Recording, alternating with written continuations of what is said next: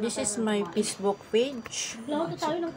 I have only 59 followers and 49 following. So I want to check. I want to check my.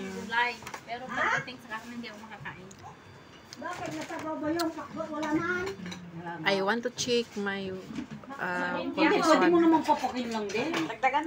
so many. I have so many friends here in my boarding house around me. So you heard so much voice, very noisy.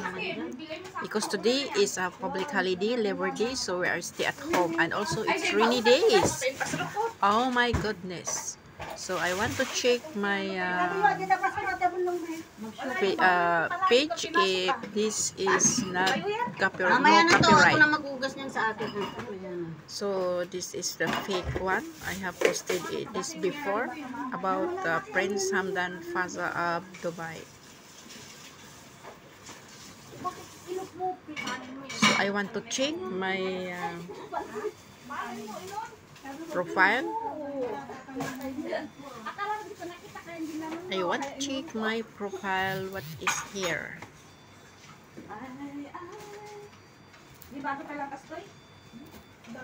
Yeah, sorry. Facebook page.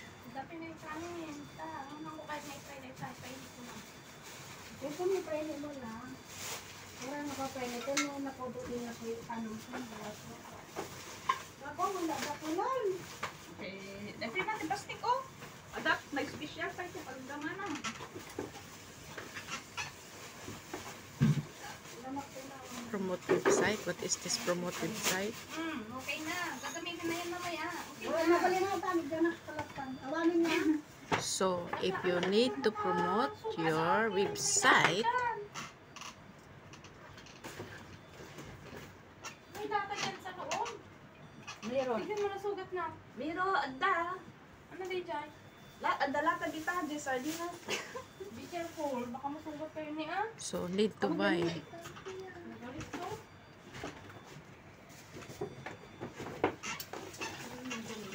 The one is you need to buy something. Basuran ba, Ate Ros? Oh, Saan ang malaki? Wala na palang malaki. wala. Puro na yun maliit. Yan ang gawin nyo pag pupunta kayo ng MGM. Oo, nga. Tapos galing kayo sa MG, may binili kayo, di ba? O MGM Oo. MGM pa yata yung box niya. GM. Okay, here I am in my support inbox. I want to check if I have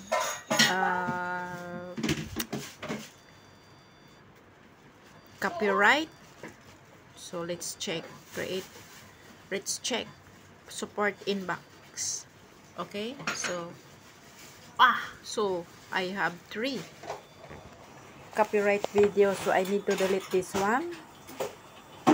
Okay, so see details, continue, because this is copyright. So guys, keep in mind, I want to read. It's possible to receive a revenue sharing claim for a music rights owner when you post their comment on Facebook or Instagram. I mean content. This can happen even if you bought or downloaded the content songs from iTunes, recorded the content onto your own recording device,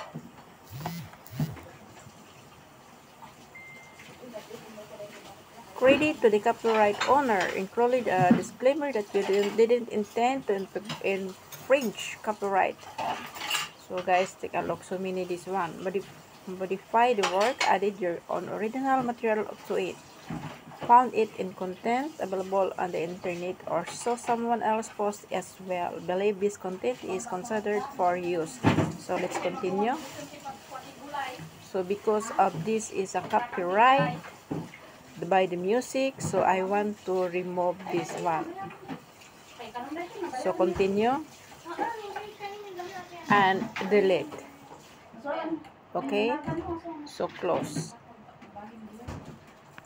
So which one? All the time, God is good. Come whatever. So wait a while, I want to continue. Oh, Support inbox.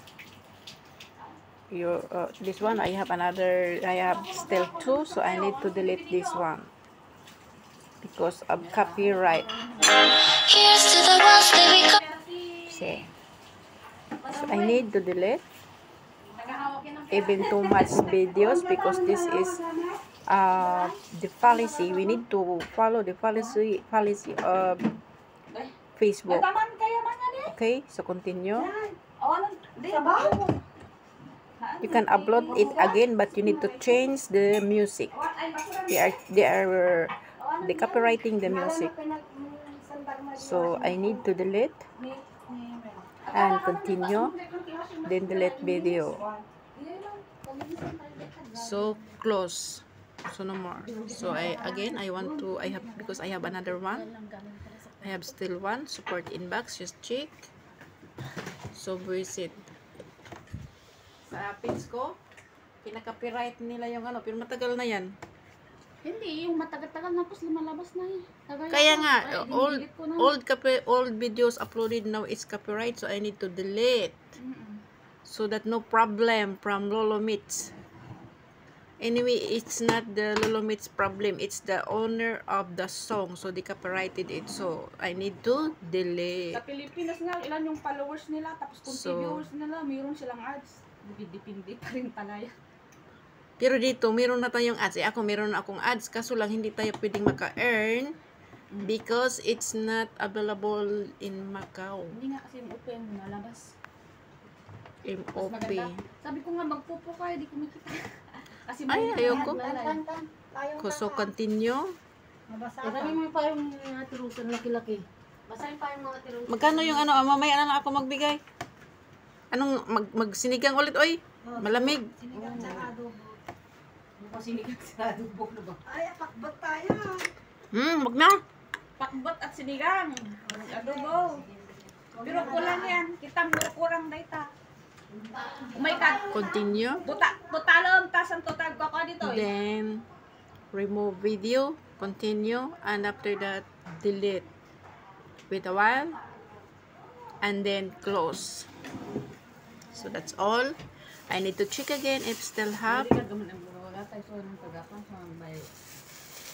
So now no more violations.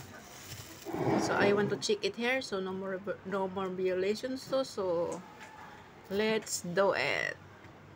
So need to this one support inbox. You check if you have a violation. So even you have a lot of views, you need to delete it because Lolo Meets not allowed if your account have a violation. So have a nice day and good luck. So this is my page. This is my page. Okay, so this is my all social media accounts, and I have only 59 followers, and I want to check Joy does and who is this?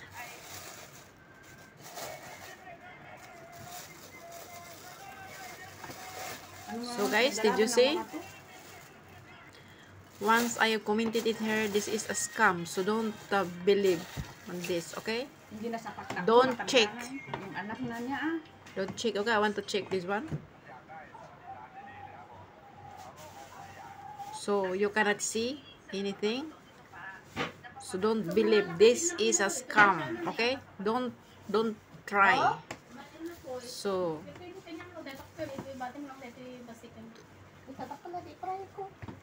thank you so much for your support on my page and in my Facebook account, for always there for me to fight this challenge in our life. So have a nice day, happy Sunday, and happy Labor Day. Good luck. Bye bye.